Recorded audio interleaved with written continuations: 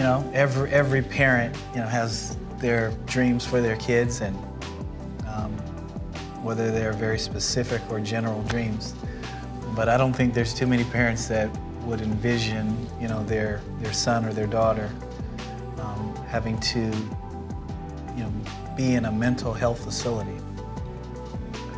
So I can't say that we were prepared for it, but, as any parent knows, the commitment to be a parent is a life commitment.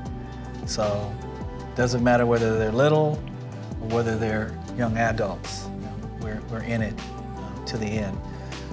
And so that's kind of how we approached it. And Josiah's always been a really strong, very sharp individual, very creative, just kind of always stepped out and took the lead in new relationships.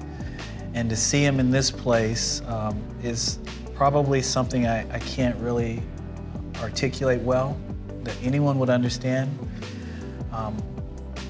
But to see him lost in his own head was undescribable. And then going into the facility was like a whole nother world, because in those facilities you see various degrees of mental illness, from people who are moderately ill, and then people who are, we might categorize as lost or gone.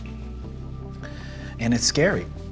I'll just be honest, it's scary. And there was one time in which, my wife and I, we would cry before we got to the place, kind of, get ourselves together, and then we would go in, and then when we left, we would cry all the way home. Now, mind you, this is all while God has called me to pastor Mt.Olivet here in Portland. And I'm thinking, God, did you make a mistake? How can I do this during this time? But what he did say is that this is something that I'm going to weave into my plan for a greater good. But I remember specifically the Holy Spirit telling me, when you go in, I want you to treat everyone like they're your family. And that was a game changer for me. So it didn't matter how far out there someone would seem, I would literally envision them as a family member. And I would talk to them, and I can remember one guy, and he was talking about some pretty way out things, and I would look him in his eye, I would address him by his name, even though inside, I might be still trembling. So it was a difficult time, but it was also a place where I believe God arrested that disease.